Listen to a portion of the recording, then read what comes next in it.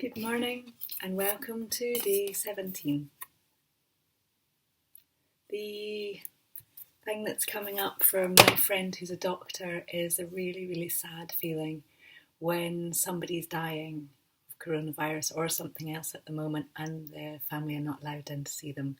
So my thoughts are really with these people at the moment. I think that's really tough because that's a situation that you could never imagine, that you would not be allowed to go see your folks or whoever you loved when they were desperately ill.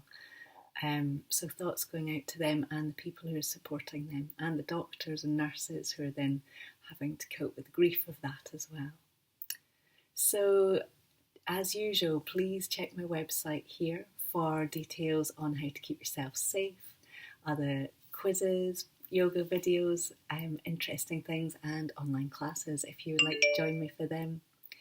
And now we're going to get on with our yoga. So if you want to bring yourself into all fours. It's a nice comfortable position on the floor so you've got space around you. You're going to slide an opposite hand and leg out along the ground.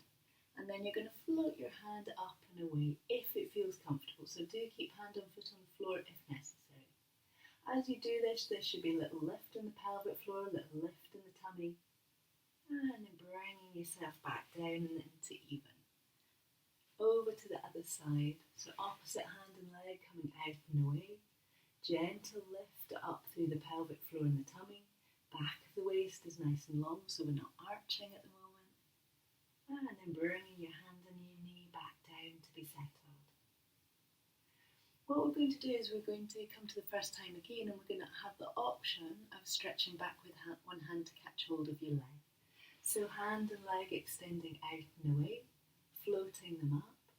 And then you're going to see, do you want your opposite hand and foot to extend towards each other? So it might be that you just do a little bit, it might come to the side, it might be that you can catch hold.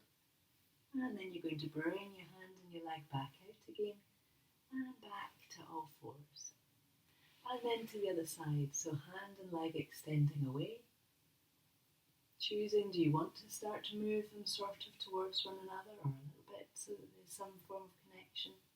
Extending your hand and arm out and long again and back to all fours. You're going to come to your first side again. So you're going to do the version of this which is right for you, where your breathing feels steady. So if that means that your hand and foot on the floor, then fantastic, go with it. If you want to, you can let your hand and your leg connect. And then you can extend up with the leg and up with the hand. Extend out, nice long back, and back to all fours. And then to that opposite side. So hand and leg extending out and away. Thinking about making a connection if you would like. If you want to, press up and into the hand and the foot. Breathe out. Extend your hand out and away. And back to nice and even all fours. From here you're going to arch up with the back of the body. Really make space in the back of the spine. Lengthen out. Look between your hands or beyond. And again arching up, make lots of space. And give yourself a little bit of a move around while you're here. Find any areas that really want to loosen off a little bit more. Really enjoy that. And then bring yourself back to a nice even all fours position. We're going to come up to standing from here. So if you want to walk your hands back in towards your feet, soften with the knees. If you're pregnant, come right the way up. But if you're not pregnant, you can come to your forward fold. So we've got a feeling of the knees being a little soft, the elbows resting onto the legs. It might be high up, it might be low down. And you're just allowing the back of the body to release down. To come up, and we're going to start to feel it as if you can press into the heels to lift up through the hips. And then soften through your knees, lift up through your pelvic floor, up through your tummy to uncurl to come up to standing. And when you come up to standing, if you just bring yourself so you get that feeling of a little breath out and release down. So from standing, you're going to take a step forward. So you're going to take a step forward with one foot Could be a little tiny step, could be a bigger step than this, just depending on what you would like. You're going to bring your hands in towards your heart. You're going to sink your hands down, gently lift up, almost as if you're lifting your diaphragm up towards your hands. And then nice and steady with the feet, lifting yourself up and forwards, and imagining you're lifting the hip on the same side as the front leg. It's like you're lifting that hip up, it can tend to drop.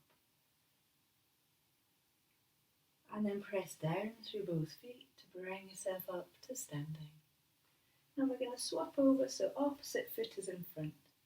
So same thing, nice and steady with the feet and the legs. That little feeling like you slightly sink through the hands and lift through the diaphragm, which gives us that little lift to the pelvic floor, that drawing up through the tummy.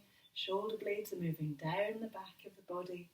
Steady with the legs, lift yourself up and forwards. So don't think about coming down, we're thinking about this lifting up in here and the lengthening forward through the spine. Pressing down with your feet to bring yourself up and back to standing, and let your hands come down for a moment. We're going to do that one more time on each side, so a little comfortable step forwards. Pelvis is facing the short edge of your mat. We're going to try and keep the pelvis bones even so that this sort of thing doesn't happen, so we don't do useful, great stuff, but not particularly for this pose. Hands come to your heart, sink the hands down, gently lift through the diaphragm. Lift yourself up and forwards and keep the back of the neck nice and long. So usually, if you're not having to look to check, it'll mean that your gaze is beyond your feet, but not at the skirting board or high up. That usually keeps the back of the neck nice and long. Press down into the feet to bring yourself back up. And then we're going to swap over to opposite foot back. So steady the feet, nice and strong through the legs, sink slightly through the hands, lift gently up through the front line, lift up and forwards. Steady with the feet on the floor, so feel the connection between the ball of the foot and the floor, at the front, at the back heel, the front heel. So we've got 4 kind of really connected points to the floor. We're trying to keep them nice and even. Press down through your feet to bring yourself up and to standing and to settle. So just take an easy breath, let your body relax. We're going to come down to the floor now. So if you want to bring yourself to sitting onto your bottom, do take a block or 2 if you would like. And you're going to let your knees come out towards the sides. So it might be that your feet are far away from you. It might be that the toes remain wide. It might be that the toes come in towards you. The most important thing is that we can get the sit bones at the front here to slightly come forwards so that the spine can lengthen up comfortably. When we move a little bit, when we don't have that length up from the pelvis, then the spine can get a little bit heavy and a little bit tired, and we want to get that feeling of lifting up and life, so up through the tummy, wide across the rib cage, wide across the shoulders.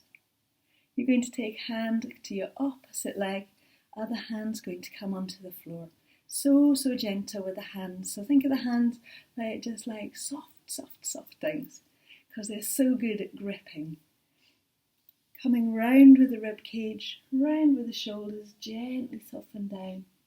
Breathe wide and even though your breathing will feel different whilst you're here. Bring yourself back to the centre and to the opposite side. So spiralling round, right through the centre of the body. Bringing yourself back to your first side again. Sliding your short tummy round, rib cage round, shoulders, and then maybe your neck will just lengthen up and have a little bit of movement as well. Coming all the way back to the centre, so you can come to your second side. Same thing, lifting up through the tummy, round across the tummy, round across the rib cage, round through the shoulders, and then softly, gently through your neck if you would like. And then bring yourself back to nice and even. Fold yourself forwards over both legs. So get that feeling of lengthening into the back of the body, head can release down. And it's just a nice stretching out feeling. Doesn't matter where you come to, it matters that your back muscles are going, oh, lovely, thank you. And then walking your hands up and in towards you. We're going to do some breathing just now, so if you just want to get yourself to a comfortable position for you.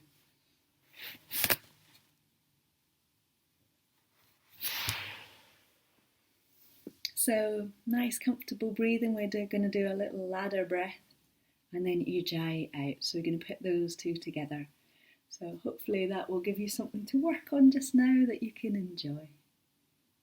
So I'm just going to do it at my speed, so go faster or slower as you need to.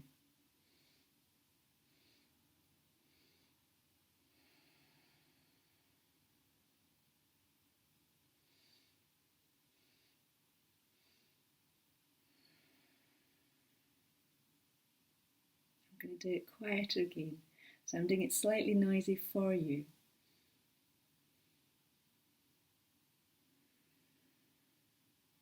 And quieter again so it feels even better.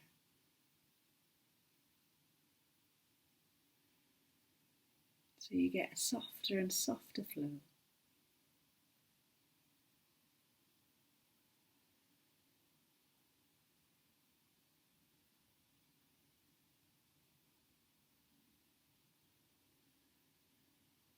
And last time.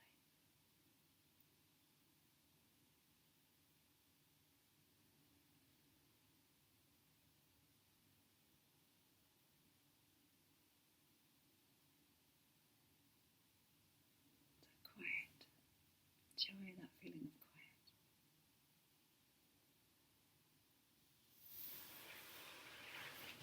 So my challenge to you today is to do some more yoga. So whether that's to do one of the videos that you've already done, do it again, see how it feels a second time, see how it changes. Because in yoga we can do the same practice every other day for 5 years. And if you in yourself have still got that feeling of aliveness and curiosity and awakeness, then every single day can be slightly different. The challenge isn't really repeating yoga poses, it's where we are with that. So I hope you can enjoy that as your re-challenge today. And my quote for you is from Iyengar. Yoga does not just change the way we see things, it transforms the person who sees. Yoga does not just change the way we see things, it transforms the person who sees. I wish you a really good day. I hope you do something wonderful with your time that really feeds you and feeds those that you love. Thank you.